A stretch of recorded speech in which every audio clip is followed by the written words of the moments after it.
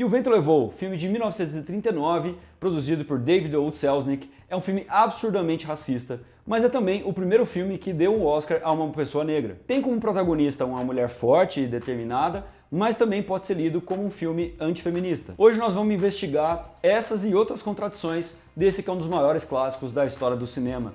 Meu nome é Gustavo Rego e esse é o Cineolho.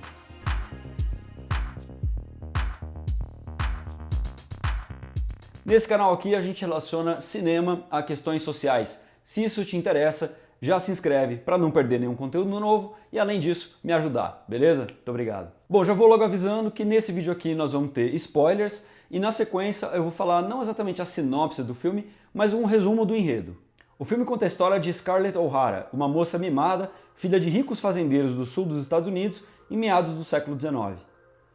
Ela é apaixonada por um rapaz chamado Ashley, mas não pode se casar com ele porque ele se decidiu casar com outra mulher. Tudo muda na vida da Scarlett quando começa a Guerra Civil Americana e ela é obrigada a encarar a pobreza e a fome. A Scarlett então se torna uma mulher poderosa, independente, mas com uma moral questionável. Ela se torna rica novamente e casa-se com Rhett Butler, um galã todo malandrão, mas que é apaixonado por ela. Mas como Scarlett ainda é apaixonada por Ashley, ela não dá bola para o marido. Quando finalmente ela se dá conta de que o verdadeiro amor da vida dela é o Rhett, é tarde demais porque ele resolve deixá-la. Aliás, essa cena que vai aparecer aí é a primeira vez que aparece um palavrão num filme americano de Hollywood aí na história. Frankly, my dear, I don't give a damn. Tudo no E o Vento Levou é grandioso, a começar pelas 4 horas de duração do filme. Mas não é só isso. Esse é, até hoje, o filme com maior bilheteria da história do cinema, se você corrigir os valores pela inflação. Venceu 10 Oscars, sendo 8 nas categorias principais, como de melhor filme ou de melhor atuação. E além de uma divulgação pesada antes do lançamento, o que não era tão comum na época, esse foi o filme mais caro já feito até então. E se você comparar ele com qualquer filme dos anos 30, você vai perceber que ele tem uma qualidade técnica infinitamente superior e você pode imaginar o quanto os espectadores ali da década de 30 devem ter ficado de queixo caído quando viram esse filme no cinema. Começa que O Vento Levou é um filme colorido, o que não era nem um pouco comum naquela época. Ele usa a película Technicolor, que deixa as cores mais vivas, realça o visual deslumbrante tanto dos cenários quanto dos figurinos. É tudo muito grandioso e bonito. E mesmo o contexto de guerra e miséria é encenado de uma forma detalhada e sublime que intensifica bastante o drama desses momentos. Nós temos esse plano aéreo aqui, por exemplo, que foi feito com um guindaste gigantesco, e eles precisaram contratar tantos figurinistas que eles usaram todos os figurinistas do estúdio e mesmo assim não foi suficiente e tiveram que contratar temporariamente outras pessoas. Além disso, os cineastas usaram efeitos especiais que são parecidos com os efeitos gerados por computador hoje em dia, mas usando pinturas ao invés do chroma key. Sem falar nos efeitos especiais práticos, como o incêndio na cidade durante a fuga da Scarlett e do Rhett. E a trilha sonora, que é uma das mais memoráveis já feitas, que acompanha esse tom épico e melodramático do enredo e das atuações. Trilha sonora do Chaves, inclusive. Dona Florinda contra o professor Girafales. God is my witness. I'll never be hungry again. Feita essa apresentação, a gente já pode começar a entender a primeira das contradições. Como afirma o Mark Cousins no livro A História do Cinema, E o Vento Levou é um dos melhores exemplos do cinema escapista produzido por Hollywood na era de ouro dos estúdios. 10 anos antes do lançamento do filme, ou seja, em 1929, os Estados Unidos tinham mergulhado na pior crise da sua história e eles ainda estavam vivendo os efeitos dessa crise. E naquele mesmo ano, em 1939, iria começar a Segunda Guerra Mundial. Então era um contexto social muito difícil e Hollywood soube explorar muito bem o desejo das pessoas de escapar dessa realidade ruim, indo para o cinema se entreter com algum espetáculo, como por exemplo E o Vento Levou. Mas, ao mesmo tempo, como aponta o Cousins, O Vento Levou é também uma crítica ao escapismo. Porque no filme, a Scarlett passa a vida idealizando um amor impossível com o Ashley, que é um rapaz supostamente perfeito, mas sem se dar conta de que ela estava perdendo o amor verdadeiro do Rhett, um cara cheio de problemas, mas que amava ela de verdade. Além disso, quando a crise chega, a Scarlett tem que deixar de ser uma menina mimada e sonhadora para arregaçar as mangas e reconstruir a sua vida. War, war, war. This war talk's spoiling all the fun at every party this spring. I get so bored I could scream. Besides, there isn't going to be any war. Outra forma de escapar da realidade que o filme aborda é o saudosismo. E aqui eu preciso fazer um parênteses histórico. A Guerra Civil Americana, que é retratada aqui no filme, aconteceu entre 1861 e 1865 nos Estados Unidos, entre os estados do Norte e os estados do Sul. Os estados do Norte queriam abolir a escravidão e instituir um capitalismo industrial com trabalho livre e assalariado. Já os estados do Sul queriam manter a escravidão num sistema baseado em latifúndios de monocultura e voltado para a exportação agrícola.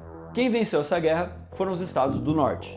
Mas a galera conservadora e racista do Sul ficou ressentida com essa derrota e começou a difundir a narrativa que ficou conhecida como causa perdida. De acordo com essa narrativa falaciosa, os estados do Sul eram um ambiente pacífico, feliz, onde os valores tradicionais eram respeitados e onde brancos e negros viviam em harmonia, até que o invasor do Norte trouxe a modernidade e acabou com tudo isso.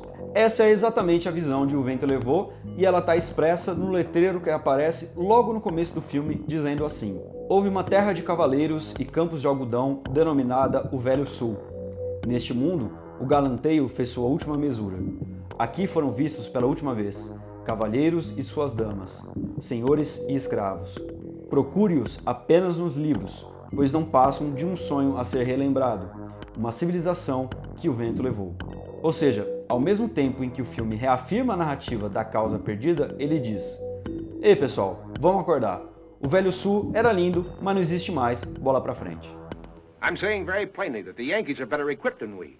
They've got factories, shipyards, coal mines, and a fleet to bottle up our harbors and starve us to death. All we've got is cotton and slaves and arrogance. Peraí, mas não é meio bizarro que o filme idealize um passado que era dominado pela escravidão? Sim, é muito bizarro. E é por isso que o filme é acusado com razão de ser um filme racista, e a Warner retirou provisoriamente esse filme das suas plataformas de streaming e retornou com ele com um aviso de conteúdo racista ali no início. E a gente consegue perceber o racismo do filme não só porque ele idealiza uma sociedade escravagista. Em vários momentos, os personagens dizem explicitamente que os negros eram felizes e bem tratados pelos seus senhores. As pessoas negras são retratadas como pessoas ingênuas, que são facilmente corrompíveis pelos homens maus do norte, ou como pessoas que não conseguem cuidar das suas vidas por si mesmas e precisam do apoio dos seus senhores, ou ainda como servos fiéis e leais que permanecem com seus senhores mesmo depois da libertação. Take it, it's for you. Pord wants you to have it. You ain't got no business parting from this watch now, Miss Scarlett. And don't cry. Stand everybody's tears but yours. Um personagem que é particularmente incômodo nesse sentido é o personagem da Mammy. Ele é baseado num estereótipo que existe sobre mulheres negras que trabalham com serviços domésticos que já existia nos Estados Unidos antes da realização do filme. Esse estereótipo é o daquela mulher que cuida dos afazeres domésticos e também das crianças, que tem um ar maternal, protetor, mas ao mesmo tempo é muito rigorosa, meio brava às vezes, mas sempre num tom meio carinhoso. Ela é assexuada, gorda, idosa, sempre usando uniforme de faxina e toda a vida dela é voltada à dedicação à família do Senhor. Um estereótipo que é mentiroso e é mais um resultado do revisionismo histórico. Porque para começo de conversa, geralmente os senhores de escravo preferiam que essas mulheres que cuidavam do ambiente doméstico fossem mulheres jovens e bonitas, exatamente para poder estuprá-las. Pois é, a realidade da escravidão não era nem um pouco bonita e colorida como é pintado no O Vento Levou. Mas voltando ao filme. O contraditório é que se a Mammy é fruto de um revisionismo histórico e de um estereótipo racista, esse personagem também costuma ser associado a uma grande vitória para as pessoas negras, porque foi com esse papel que a Hattie McDaniel conquistou o Oscar de melhor atriz coadjuvante, o primeiro Oscar concedido a uma pessoa negra na história. E essa vitória veio no momento em que ainda existiam aquelas leis duras de apartheid nos Estados Unidos. Será então que a academia estava à frente do seu tempo? Não exatamente, porque a Hattie foi impedida de participar do banquete do Oscar com os demais membros do elenco, e o produtor David O. Selznick teve que usar toda a sua influência para forçar os organizadores do evento a aceitarem a vitória da atriz. Bom, isso significa que o produtor David O. Selznick era um cara antirracista? Eu acho que isso provavelmente é o que ele achava de si mesmo, o que não quer dizer que seja verdade. Se você achou O Vento Levou um filme racista, sabe que o livro é ainda mais, porque nele há uma propaganda explícita da Ku Klux Klan, uma coisa que no filme aparece de uma forma mais indireta. Isso porque, nas palavras do produtor, ele não queria fazer um filme antinegro ou que servisse de material de propaganda nas mãos dos fascistas. Mas é claro que ele não deixa de ser racista apenas por isso, ou porque ele usou a influência dele para apoiar a vitória da Hattie McDaniel. Inclusive, muita gente argumenta que os membros da academia só votaram na Hattie McDaniel justamente porque ela interpretou um estereótipo que é interessante aos interesses brancos da academia racista. Ou seja, porque ela interpretou uma pessoa negra que é feliz em servir aos brancos.